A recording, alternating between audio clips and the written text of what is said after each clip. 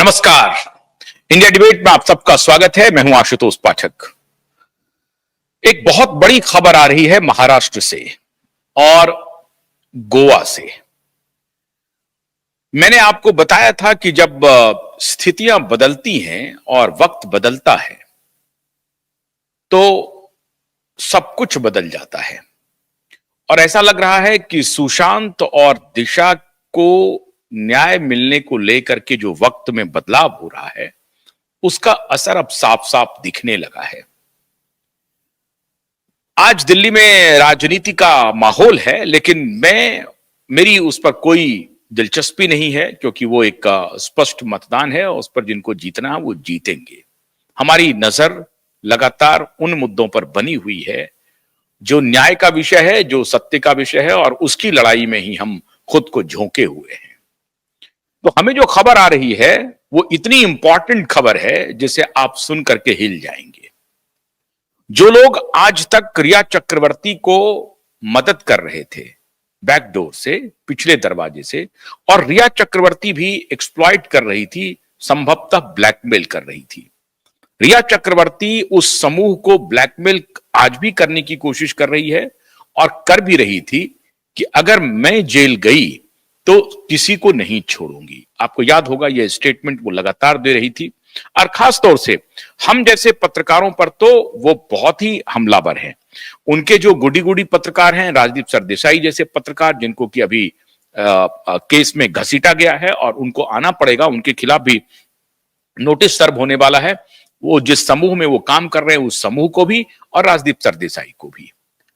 लेकिन हमारे जैसे पत्रकारों के खिलाफ भी रिया चक्रवर्ती ने मोर्चा खोल दिया था और अलग अलग जगहों से ये प्रतिक्रिया दे रही थी कि हम देख लेंगे। सीधी धमकी वो दे रही थी कि इन पत्रकारों को भी हम देख लेंगे। आपको याद होगा कि जब वो जेल से बाहर आई थी, जितने भी दिन उन्होंने 21 दिन 22 दिन जो भी जितने भी दिन उन्होंने बिताए जेल में, तो जेल से बाहर आने के बाद इस तरह से वो अपने को प्रदर्शित कर रही थी जैसा लग रहा था कि वो पूरे केस से बरी हो गई हैं और न्यायालय ने उन्हें पाक साफ घोषित कर दिया है। इसी प्रकार से वो अपने सिर्फ बेल वाले इशू को वो प्रचारित करने में लग गई थी कि न्यायालय ने उन्हें पाक साफ कर दिया है। अब इसी पाक साफ को लेकर के वो अपनी मित्र मंडली में एक चोला पहना कि मुझे फंसाया जा रहा है, मैं इनोसेंट हूं इस पूरे केस में, मेरा कोई लेना देना नहीं है सुशांत की मृत्यु से और दिशा की मृत्यु से, मुझे सिर्फ जानबूझ करके कुछ लोग फंसा रहे हैं और अगर मुझे फंसाया गया तो मैं उन्हें छोड़ूंगी नहीं। ये असल में धमकी रिया चक्रवर्ती की उनको नहीं थी जो उनके खिलाफ सबूत इकट्ठा कर रहे थे, कैंपेन कर रहे थे और सवाल खड़ा कर रहे थे। उनके खिलाफ नहीं थी ये धमकी। ये धमकी उन लोगों के खिलाफ थी जो उनके शागिर्द थे, जो उनके ड्रग के डीलिंग में शामिल हैं। एक बात आपको समझ में आएगी कि एक मध्यम परिवार की लड़की, और वो भी पिता इनके डिफेंस में रहने वाले, वो कैसे स्पॉइल्ड होती है, कैसे खुद को तबाह करती है, ये उसकी पूरी वानगी है रिया चक्रवर्ती। रिया चक्रवर्ती लाख समझाने की कोशिश कर रही है कि मैं एक अच्छे परिवार से मेरा ताल्लुक है और मैं एक डिफेंस पर्सनल की बेटी हूं, लेकिन एक डिफेंस पर्सनल की बेटी होते हुए भी राष्ट्र विरोधी गतिविधियों में वो शामिल हो गई और उसे मालूम भी नहीं हुआ। हो सकता है कि उसे मालूम भी नहीं हो क्योंकि वो एक यंग लड़की थी। उन्हें ड्रग का कारोबार होता क्या है, इसमें कौन लोग इन्वॉल्व हैं, इसके तार कितने लंबे हैं, ये शायद हो सकता है रिया चक्रवर्ती को मालूम नहीं हो। ये सच बात है क्योंकि वो नशे में शामिल हो गई थी, पार्टियों में जाती थी, उनका भाई सोबित वो पार्टी कर रहा था, बहन की कमाई पर मौज कर रहा था। तो ये सारी बातें हो सकती हैं कि ना तो सोबित को मालूम हो, ना ही रिया चक्रवर्ती को मालूम हो कि वो जिस खेल में घुस गई हैं वो खेल कितना बड़ा है। उनको सिर्फ यही लग रहा होगा कि हमारे पास जो कुछ ड्रग आए हैं, अगर कोई हमसे खरीद रहा है उसके बदले में मुझे पैसे मिल जाते हैं। चूंकि बहुत सारे कैफेज को मैंने नजदीक से देखा है जहां पर इस तरह के कारोबार होते थे, कई बार सामने में नहीं दिखता था हम लोगों के, अगर सामने आता तो निश्चित रूप से पुलिस को हम लोग इन्फॉर्म करते, लेकिन यह जानकारी मिलती थी कि यहां पर ड्रग का कारोबार होता है। तो जो ड्रग के कारोबारी होते हैं फ्रंट में सामने से, उनको इस बात का इल्म नहीं होता है कि वो किस हद तक इस कारोबार में इन्वॉल्व हो गई हैं और इसके तार कितने लंबे हैं। संभव है कि रिया चक्रवर्ती को यह नहीं मालूम हो कि ड्रग का असल किंग पिन दाऊद अब्राहम है या डी गैंग है या डी कंपनी है, और उसके सारे कॉन्ड्यूट जो हैं वो पूरे मुंबई में, दिल्ली में, इस तरह के मेट्रो सिटीज में एक्टिव हैं।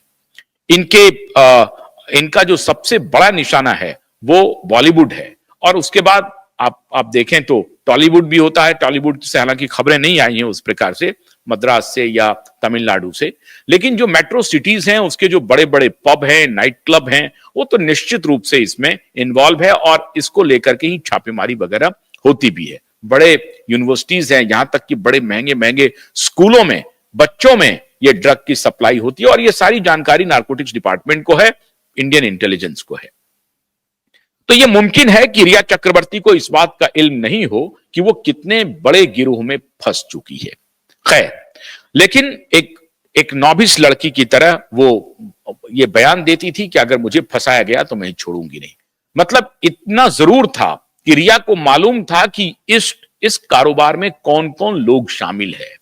वो कह सकती हैं कि महेश भट्ट भी शामिल है, सलमान खान का जो पूरा ग्रुप है वो शामिल है, करण जौहर का जो ग्रुप है वो शामिल है, और आदित्य ठाकरे का पूरी तरह से पॉलिटिकल संरक्षण है। इसलिए रिया चक्रवर्ती जब जब जुबान खोलती थी कि मैं किसी को नहीं छोड़ूंगी, तो ये पूरा ग्रुप जो है अलर्ट हो जाता था, और उनको लगता था कि साहब अगर ये गिरफ्तार हो गई, ये जेल चली गई, तो ये पता नहीं किसका नाम बोल देगी, पुलिस के सामने ये टूट जाएगी, इंक्वायरी के सामने ये टूट जाएगी और फिर सबका नाम बोल देगी, तो पता नहीं क्या होगा।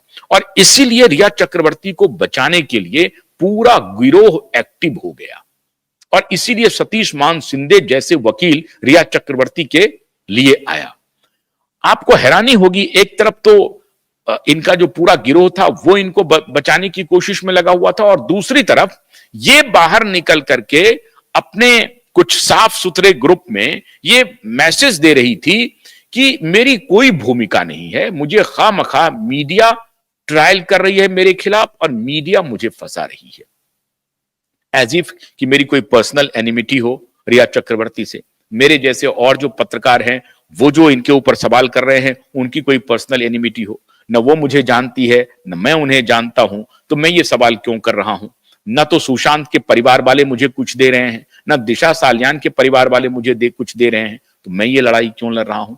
जो वकीलों की 50 वकीलों की टीम आज अदालत में खड़ी हो रही है, उन्हें कोई फीस देने वाला नहीं है, वो क्यों लड़ाई लड़ रहा है। कोई पॉलिटिकल बैकअप नहीं है। जो पॉलिटिकल बैकअप कर सकता है वो पावर में है, और पावर वाले तो उनको दबाए हुए हैं इस पूरे केस को।